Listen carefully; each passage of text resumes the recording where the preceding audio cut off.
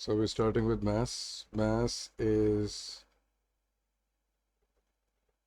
quantity of matter, and as simple as that, just counting the number of particles inside a system, right? Particles or atoms or molecules.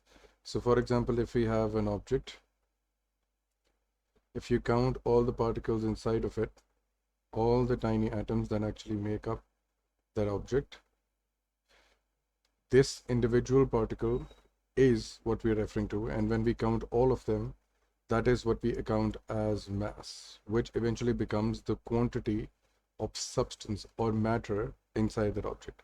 So the device that is used to measure mass is called beam balance. And the reason we use the beam balance is that it does not get affected by the value of gravitational acceleration. Let's explore what does that mean. So from the principle of moments, we have a formula that enables the anti-clockwise moment and clockwise moment to be equal or to be equated with each other to check whether this is an equilibrium or not. So this is right now our pivot around which the whole system is supposed to rotate, right? So what the manufacturers do, they deliberately make both of these distances equal to each other. So this D1 and D2, in terms of value, they are equal to each other. So if we were to find out the principle of moments, if we were to apply the principle of moments in the system, we would have the moment 1 equals to moment 2, which is F1 multiplied by D1 equals to F2 multiplied by D2.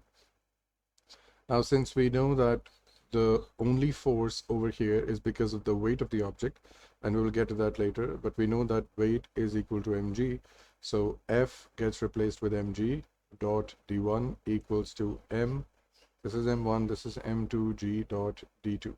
Now, since the whole system exists on the same planet, the value of gravitational acceleration on both planets on the same planet will be equal to each other. So at the end of the day, since we know that d1 is equal to d2 and g1 is equal to g2, represented over here, we know the gravitational accelerations are equal. So both of these variables get cancelled out from both sides. So we are left with only m1 being equal to m2, which shows that only masses are being compared. So even if you take it to another planet, it will still give you the same mass, right? If you are using the unitary masses along with it, right? Okay, so the SI unit of mass is kgs, right? Okay. And if in any question mass is given to you in grams, you are supposed to convert it into kg, and a general rule of thumb would be to look at the options in terms of P1 MCQs or P2 MCQs, right? For IGCSE, the P2 are actually for MCQs. So you have to look at the MCQ units, whether you have to stay in grams or you have to convert it into kilograms. Then we move on to weight. Weight is the gravitational pull, and basically weight is a force. So it will be measured in newtons, and it is always directed downwards for an object with reference to a planet or with reference to a larger object. And this will always be making an angle of 90 degrees with the surface of that planet. A few examples of this would be that, for example, if this is a flat surface and we have a slanting surface on which an object is already placed, let's say diagonally like this, then a common misconception is when we ask the students to draw the weight component, they generally draw it like this. This is not the component of weight. With reference to the earth, it will always be perpendicularly downwards with reference to the earth. So this is your weight, right? Now, since this is a force, it will have a direction which is downwards, we know that, and it has a unit that is in newtons. And the formula for weight is W equals to mg. Now, m represents mass, which is generally in kgs, and g represents gravitational acceleration, which we know for Earth now is 9.8. If you go to A levels, this will be 9.81 meters per second square.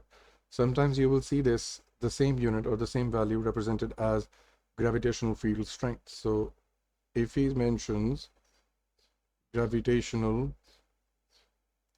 field strength, then the unit changes from meters per second square to newtons per kg. So notice the difference. If he mentions gravitational acceleration, that will be meters per second square. If he mentions strength, it will be newtons per kg. And the formula actually is pretty simple.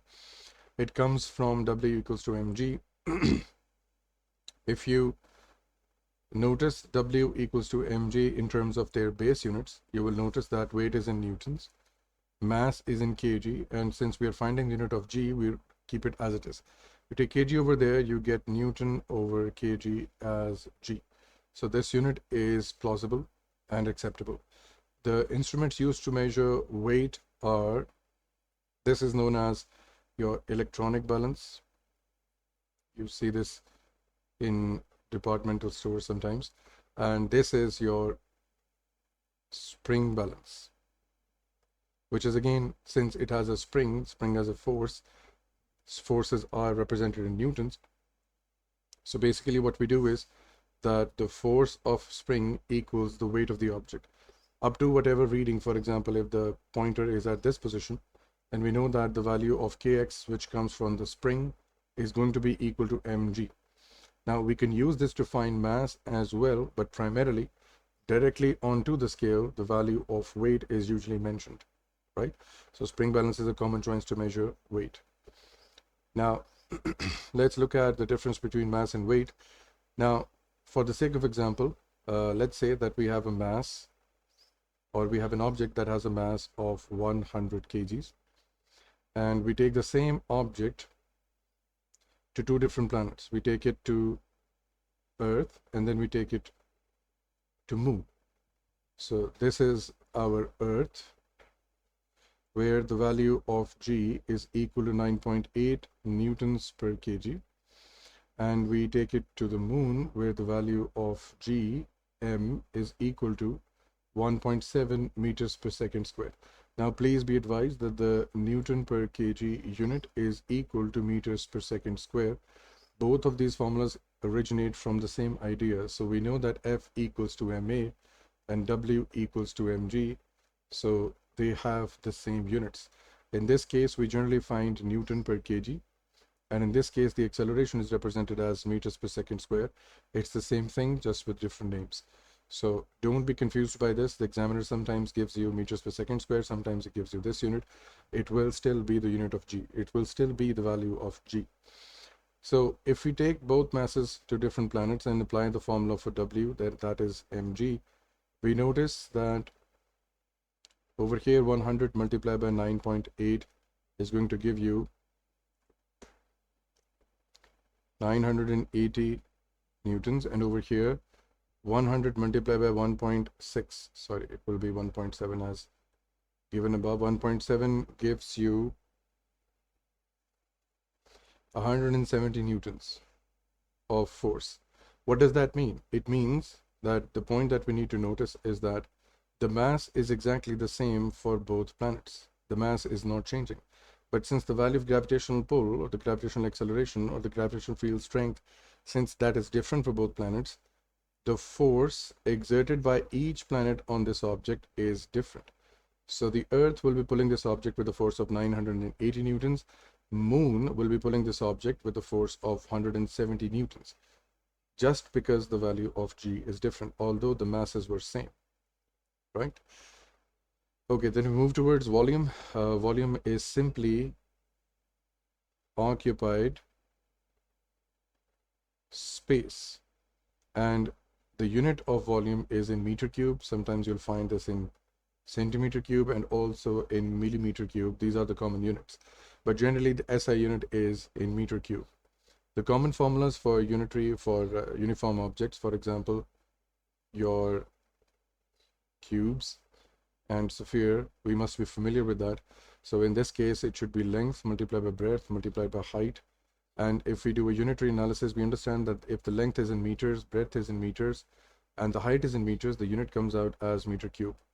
Similarly, for a sphere like this, the volume formula is 4/3 pi r cube, and r is basically the radius of the sphere from the center to the outer side. And then over here, we can take this length to be length, this to be breadth, and this to be your height, right? Okay. And even so, the unit of this would also be meter cube. Now, this is for regularly shaped objects. If we have an irregularly shaped object, then we have to use the displacement can method.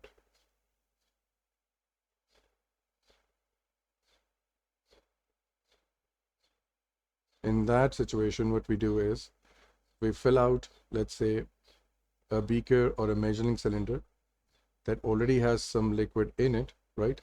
So this is our step number one. Now, after that, what we do is we place the object inside of the beaker or the measuring cylinder, and we realize that the volume of water has risen, or the value of water inside the cylinder has changed. Let's say this is our object that we have placed inside. So this is our volume 1, this is our volume 2. The volume of the object would be V2 minus V1, a difference of values. For example, if this value was 20 and this value was 50, this would become 50 minus 20, the volume would be 30. If the beaker's readings are given in centimeter cube, let's say, then this unit would also be in centimeter cube. So this is volume and how you find it. Then we move towards density. In terms of density, this is simply put in this way, that how compact or how tightly packed the atoms or the particles of that system are. So when you answer that question and put a number on it, that becomes density. And the formula for density is D equals to mass over volume. So common units of mass are kg, grams, and common units of volume are meter cube, centimeter cube, and so on. So the two common SI units for density that come out from this equation are, one of them is kg per meter cube and one of them is grams per cm cube. Both units are acceptable, but in terms of MCQs, you can look at the options, which unit he requires you to put with this option. Now, what does that mean? It means you are actually questioning, what you are actually trying to find out is that for an object, how many particles in terms of course, mass exist in that occupied space or volume. So when you calculate the volume and you calculate or you find the mass, you're actually talking about, or you're actually discussing or thinking about density. And let's compare, let's say, two values given to us. Let's say that one of them is of any random object. Let's say that this is 1500 kgs per meter cube, and the other one is, let's say, 550 kg per meter cube. This essentially means that for every 1 meter cube of volume that exists for that object, every 1 meter cube of that object will have a mass of 1500 kgs. So it will have number of particles inside of it, which will collectively make a mass of 1500 kg, right? Similarly, for this object, for every unit mass of 1 meter, let's say, every unit volume of 1 meter cube, the particles inside the object, or the overall object, or the object count, or the particle count, will account for 550 kg of mass. Let's try to solve a common question over here. He asks you about the density of the stone that he is going to place in this system. So we first write down the formula for density, which is density is equal to mass over volume. Now, since mass is given in terms of electronic balance and volume is given in terms of measuring cylinder, we can see that the starting value is 20 and the ending value is 35. Now, please be careful. On the other side, we can see that one of them is 30 and the other one is 40, and that value is actually at the center. So most likely this is 35. So the change in volume will be V2 minus V1, which will eventually be 35 minus 20, but we'll get to that later. And on the other hand, we have mass that is 92.5 and 55. So 55 right now is the mass of the cylinder plus the liquid inside of it. So cylinder plus the liquid collectively make this whole system, right? Over here, what we have is that this 92.5 grams has three things. It has the cylinder, it has the liquid or the water, plus it has the object, which is the stone in this case, right? So we have to take the difference of both of these values to find the mass. So this will be M2 minus M1. So 92.5 minus 55 divided by 5.0 to be exact, 35 minus 20. So to calculate this value, you get an answer for this question to be 2.5 grams per cm cube. Now notice that how do we decide the unit? You see, the masses are already given in grams, so the unit on the numerator is grams and the volumes are already given in centimeter cube. So the denominator or the difference of volume or the unit of volume will be centimeter cube. So this becomes grams per cm cube, and even in the options you can see that all the options are given as grams per cm cube. So the correct answer will be option C. Now we move towards principle of floating objects. How do you decide whether an object is going to sink in that fluid or is it going to float in that liquid? So it's going to be about sinking and floating. Sinking and floating. Now, for the sake of discussion in the next topic, we're going to take the density of a solid and label it as density of solid as ds and density of liquid to be dl, right? So what if the density of the liquid is greater than the density of solid, and what if the density of the solid is greater than the density of the liquid? What will happen in these cases? So for example, if we have a beaker that has some liquid in it, and in this case we also have a beaker, for example, and we have some liquid in it, and we place an object on top of it, for example, in this situation, and similarly on over here we place an object over here with forceps or tongs, doesn't matter, and we place this object and then release it. So what will happen in this case and what will happen in the second case? So in the case where the density of the liquid is greater, for example, it's possible that the density of liquid is, let's say, 1000 kg per meter cube, and the density of the solid, for example, may be 950 kg per meter cube, just 50 grams per meter cube short or less than the liquid. So in this case, the object will float. It will not be able to sink as its density is lower than the liquid. So the liquid in this case will dominate and it will not let the object sink in it. On the other hand, if the density of the solid is greater, for example, the density of solid is, let's say, 1500 kg per meter cube, and the density of liquid is, let's say, 900 kg per meter cube, then this will sink. In this case, the object will sink, right? To go a bit deeper in this concept, basically what's happening is that the object that you are placing inside the liquid, for example, if this is the liquid surface, and you place an object in terms of, let's say, 3 dimensions in it, the moment it comes in contact with the liquid, or when it tries to enter, or when it tries to sink into the liquid, what actually happens is that the amount or the volume of liquid that this object is going to displace and make its own place in that liquid, or make its own room in that liquid, both masses are then compared. So for the same volume, let's say this is volume 1, and let's say the volume of liquid that is supposed to be, or that is going to be replaced, is volume 2. Volumes are going to be same, right? But if the mass of the liquid is greater than the mass of the solid for the same volume due to the difference of the densities, then the one that has a higher mass will dominate the situation.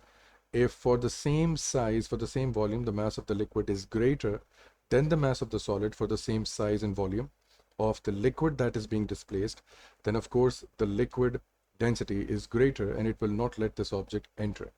But if the mass of the liquid for the same volume is less, which again eventually leads to the density concept, then of course the solid object will be able to penetrate through the liquid and will eventually sink at the bottom of that container, right? So instead of thinking about all of this, what we've done is we just think about the densities and the difference of densities and then make our conclusion based on that. So one of the ATB questions that generally is, you will find this question in the exams, is that what will happen to this object, or what is the density of this object as highlighted in this question. Now, in the previous part of the same question, it's highlighted May, June 2016 P4 variant 1. He gives you these values in a table, right? And even without the object that is placed at the center, you can see very well that since the oil's density is less than the density of water, oil is settling at top and the water is settling at the bottom, right? And of course, in this situation, they are going to mention that the volumes are equal, or equal volumes are taken. When the volumes are equal, then you're going to apply, or you can think about the difference of density in terms of floating, or which one is going to settle at the top, which one is going to settle at the bottom, like this, just by looking at the densities. Now, if I had to predict the density of this object that is placed over here, what they've done is they place an object at the top and just let it sink.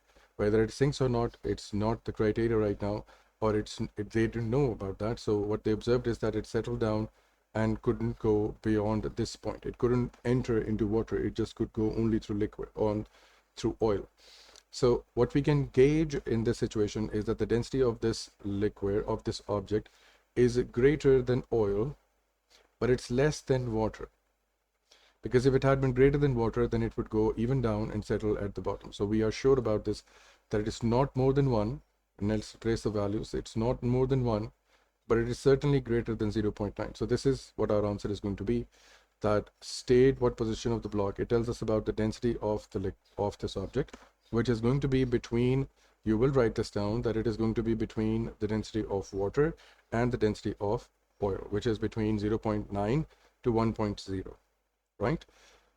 Okay, so let's attempt a few questions regarding this topic. So question number 8 is, a stone has a mass of this and this. So there is mass and there is density. They also mention the density of cooking oil. Which mass of oil has the same volume as the stone? So what they're trying to do is they're trying to find out same volume. So what will be the mass of this oil if it had the same volume as stone? So first, we're going to find out the volume that he's actually mentioning. What type of volume, or what is the value of the volume that he's mentioning? So let's apply the formula. Density is equal to mass over volume. Let's find volume first. So take volume on the other side. This becomes volume is equal to mass over density. So mass is 390 grams divided by, this is 2.7. The value that we're going to get is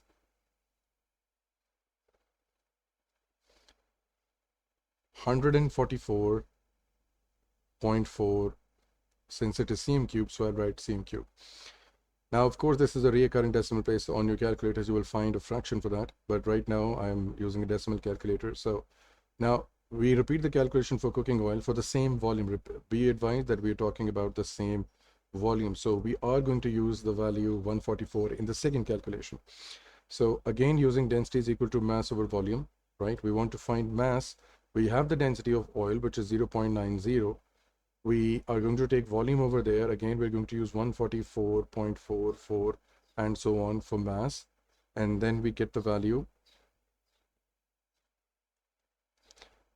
as 130 grams. So option A will be our answer. Let's re-evaluate the situation in this circumstance. We have the credentials of oil. We have the credentials of stone, right? So these are the values. So what's the density, what is the mass, and what is the volume for them? So the density of oil is given as 0.9. This is 0.9. And this is 2.7. The volume of both of them were supposed to be same for this calculation, right? But the masses are different. So for oil, we get 130 grams. And for stone, we had 390 grams. What practically they're trying to tell you is that even though they might have occupied the same space in real life, this is 144 cm cube of volume. This is 144 cm cube of volume. They have the same volume, but the quantity of matter or the number of particles inside this object are different. So for stone, we have much larger or much higher quantity of particles. That is why it is 390 grams. And in oil, we have less number of particles. That's why for the same occupied space, it can only offer matter of or substance of or quantity of particles that lead to 130 grams, right? One more thing over here, that sometimes you will see that they will ask you to convert the density from a kg per meter cube to grams per cm cube. To do that simply, what you do is you just multiply that number with 1000. So for example, if let's say you have 1.5 kg per meter cube, you multiply this with 1000, you get 1500 or 15,000, right? So 1.5 multiplied by 1000, we have 1500. So the unit will be 1500 grams per cm cube. And if you want to go back, you just simply divide this with 1000.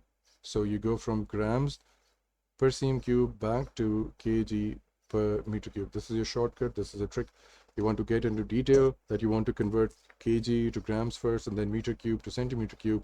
That's your choice. What you can do is for volume, that if this is 1 meter cube, then you'll have to take 100 centimeter whole cube, which is going to be a very big number. So you'll have to do two conversions, first for mass and then for volume, to get to that number. So the short answer would be to just use this 1000 multiplication or division trick to go any other way. Another question that is common for this situation is that there is a mass of paperclip 0.5 grams. So we have, if we had a paperclip, the mass of the paperclip will be 0.5 grams, and the material it's made out of has a density of this much, and total volume of the paper clips is 20 centimeter cube.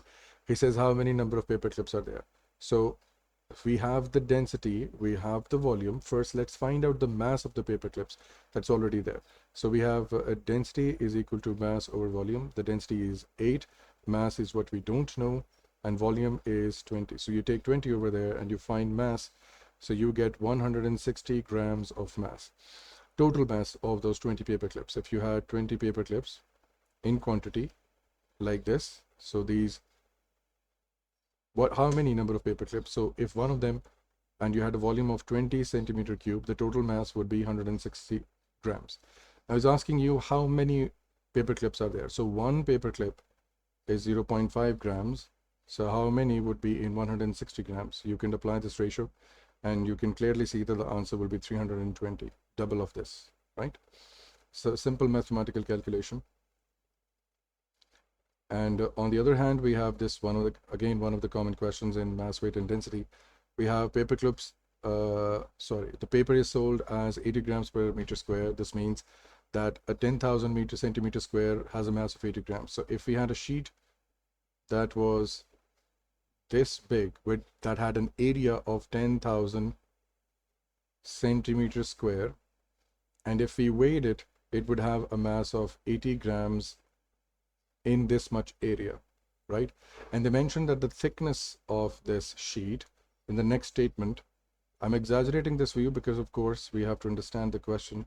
So this 0.11 millimeters is the thickness. That means that this thickness is 0.11 millimeters.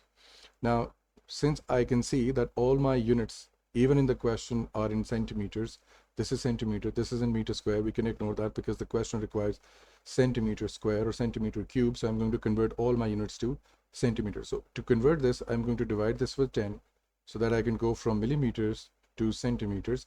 I get 0.011 centimeters. That means that the value that is given to me in millimeters, I can conveniently write this down as 0.11 centimeters, right? Now I have a cross-sectional area in centimeter square and the thickness in centimeters. I can multiply both of them to get the volume. Be advised, this surface area is given to you by multiplying this length x and this length y.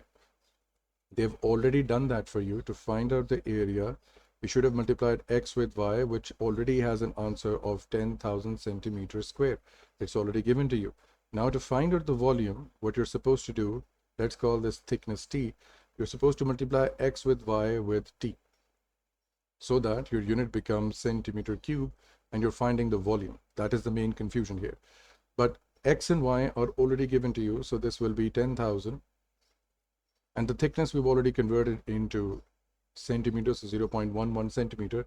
Now the unit will become centimeter cube, and this becomes 110 centimeter cube. So now let's rewrite the statement. We have a mass of 80 grams spread out on a volume of 110 centimeter cube, right? And this is basically the formula for density, and density is equal to mass divided by volume. So just divide these two values. This will become 80 divided by 110, 0.72 grams per centimeter cube. Now, since all the answers in physics are supposed to be in two significant figures, we write this down as 0.73 grams per cm cube by causing this rounding off from the value 7. So we go back and we see that option C will be the correct answer for this option.